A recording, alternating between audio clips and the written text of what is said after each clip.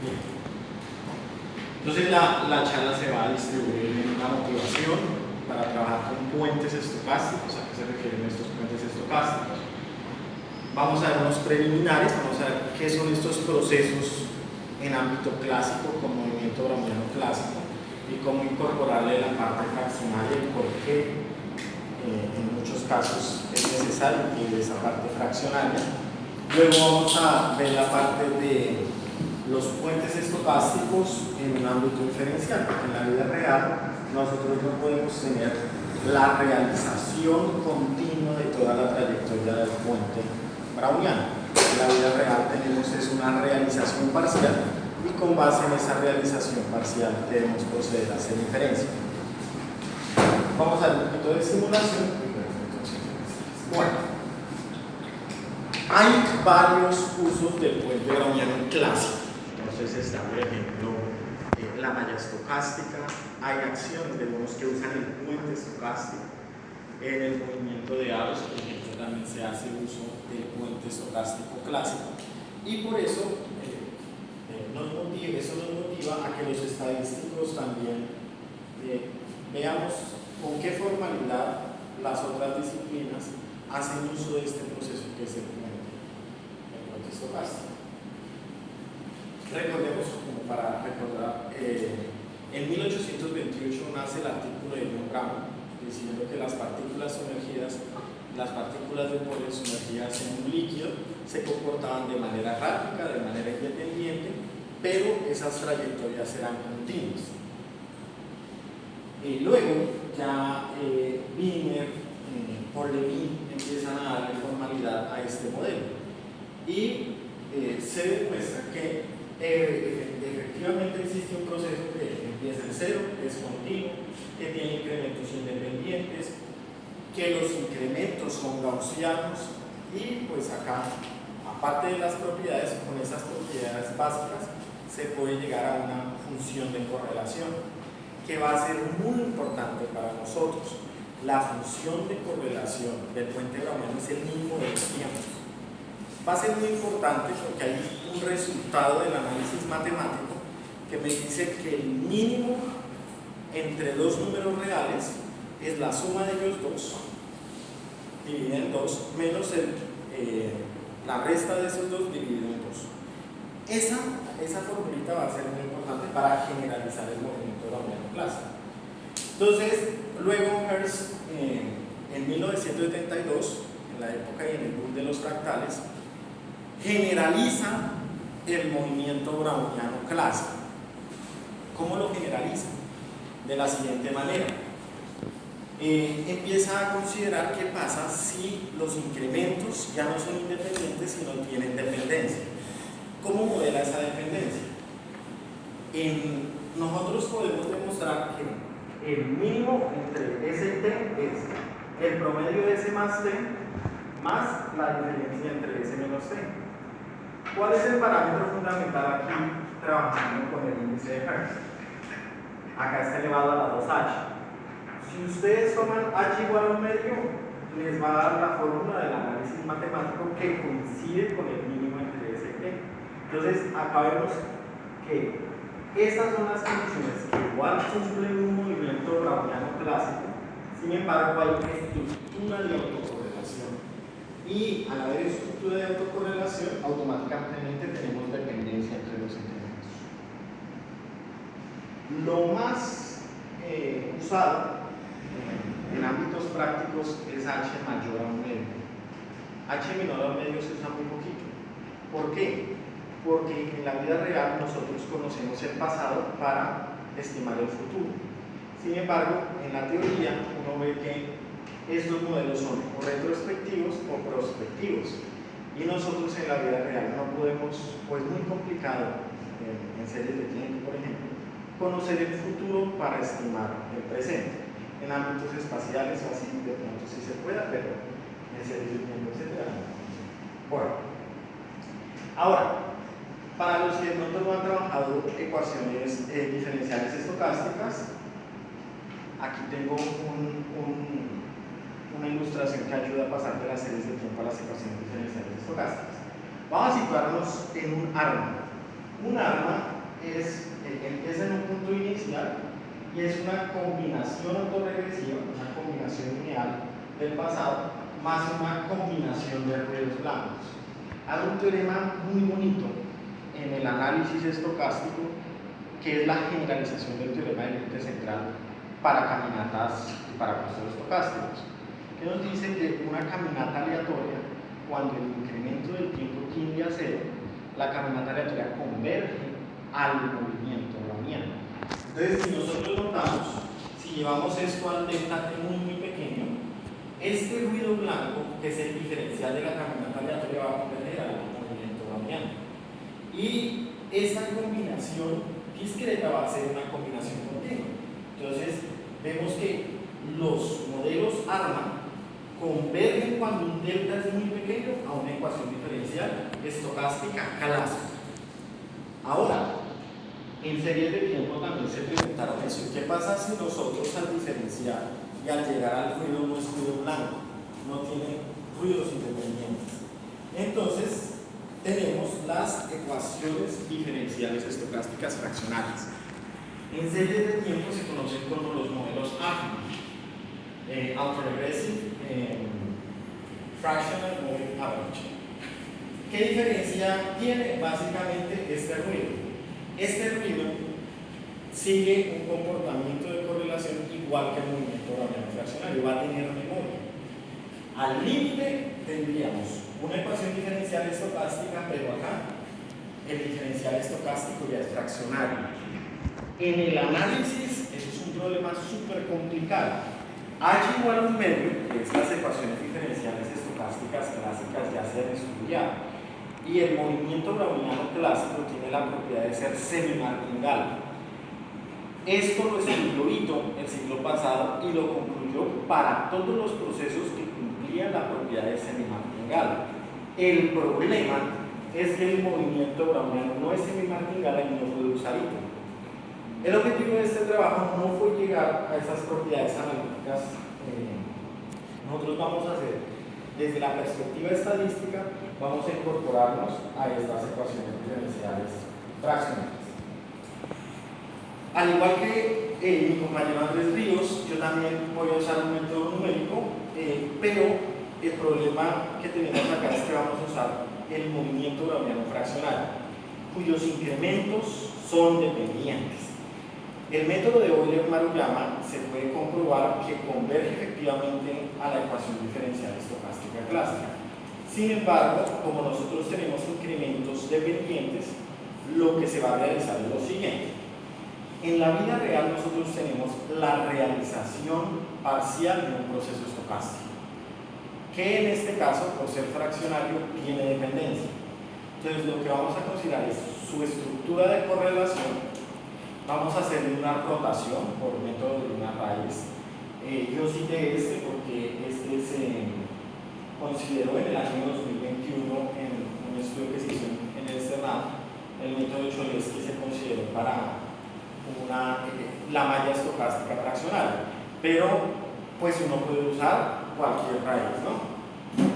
Bueno, ¿qué hace uno? Uno a la matriz de varianzas y covarianzas le toma la raíz matricial. Ahí tiene mil formas de calcular la raíz matricial por descomposición espectral, valores propios, descomposición de Cholesky, etc. Pero la ventaja es que si usted hace esa rotación y multiplica el vector aleatorio, su nueva matriz de varianzas covarianzas es diagonal.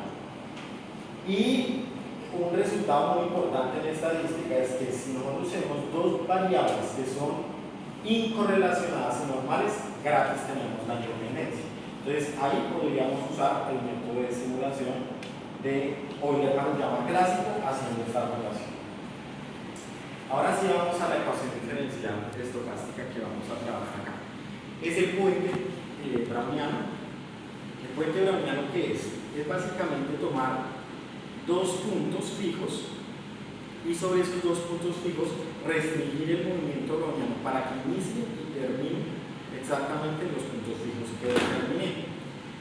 La estructura de varianza y covarianza de este proceso es la siguiente. A ver un poquito más rápido. Bueno, Este es un puente browniano clásico que uno puede verlo como ejemplo de proceso proveniente del movimiento browniano clásico. Él empieza en un punto inicial, va creciendo su varianza, pero en la mitad la varianza va decreciendo. Esa es la estructura del puente browniano clásico. ¿Qué pasa con el fraccionario? Si uno ahora incluye estos ruidos fraccionarios, ¿qué ocurre? La varianza puede o crecer o decrecer. Veamos una simulación con h menor a medio. Si h es igual a un cuarto, vemos que la volatilidad crece. ¿Y a qué se parece eso? Casi que un qué. Un ruido blanco, ¿no? Muy similar, ¿cierto? Muy similar a un ruido blanco. En cambio, que ya h es mayor al medio, parece que tiene más memoria. Parece que sí se acuerda por dónde venía la trayectoria y la trayectoria tiende a ser más tenue. Entonces, ahí podemos ver el comportamiento de estos puentes estocásticos. Ahora sí, los resultados que obtuvimos en el trabajo final. ¿Qué pasa? La vida real no es continua. En la vida real uno no puede tener la realización de un proceso estocástico con soporte continuo. Eso es imposible. Claro, yo puedo tener una discretización lo más fina si la máquina o el instrumento de medición me lo permite, pero es imposible tener todo el soporte continuo de la realización de un proceso estocástico.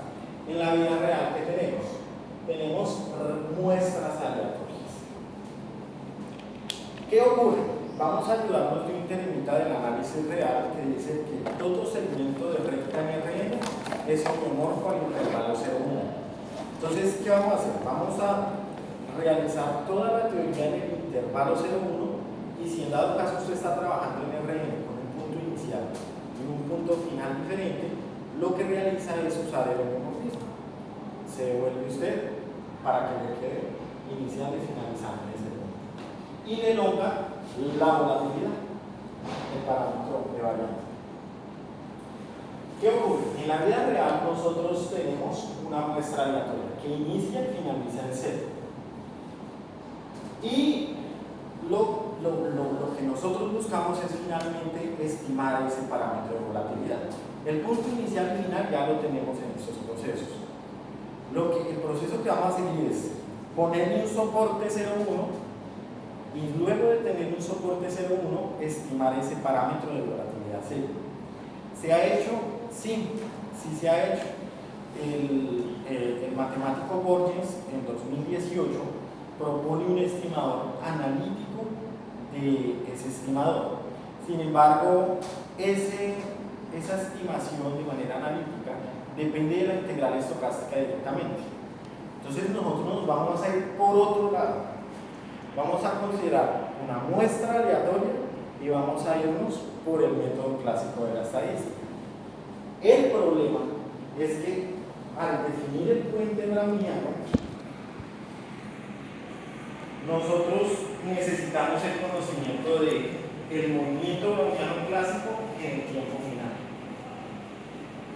Y en la realización uno tiene esos, pero uno no tiene los movimientos brownianos, porque desconoce el último valor del movimiento browniano. Ese es un problema gigante, porque tenemos datos que provienen de un puente browniano, su naturaleza es puente browniano, pero es muy complicado irse al movimiento browniano clásico porque tengo el desconocimiento del punto final del movimiento browniano que me lo generó. Entonces, lo que nosotros hicimos fue lo siguiente. Nosotros vamos a hacer una transformación del puente browniano y vamos a construir un estadístico suficiente que contenga a sigma, pero que no dependa del punto final. Y el truco es el siguiente. Nosotros vamos a tomar el tiempo en tema T sub n más 1 y vamos a quitarle la razón T sub n más 1 sobre T sub n por Q de T sub n. Lo impresionante acá viene acá. ¿Qué pasa? Al uno considerar, uno tiene Y de T, lo que no tenemos es W de T, que es el movimiento browniano al que se genera. Lo impresionante es que al momento de hacer esta transformación, W1 se va.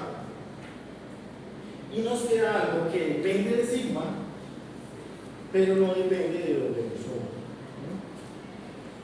Entonces podemos tener un estadístico que no depende de W1, ¿sí? Que es gaussiano porque le da la gaussianidad a los incrementos del puente browniano y tiene la información de sí, que es lo que necesitamos. Haciendo uso del teorema de formas cuadráticas, nosotros podemos llegar a un estimador insesgado de la varianza. Acá es súper sencillo porque ya tengo una normal 0i, z transpuesto z es y cuadrado, esperanza es y cuadrado grados de libertad y obtengo el estimador. Es un estadístico suficiente y no contiene a W1. Lo hicimos para el clásico, lo hicimos para el fraccionario y luego empezamos a hacer inferencia clásica sobre ese tipo de muestras haciendo esa rotación. Entonces, como ya tenemos chi cuadrados y si provienen de muestras independientes, heredan la independencia, podemos hacer estos tipos de contrastes de hipótesis, puede aplicarlos en diferentes áreas de la estadística, que ya está diferencialmente construida, como los datos funcionales. Podemos colocarle a bases de Fourier estas funciones, podemos estimar los parámetros.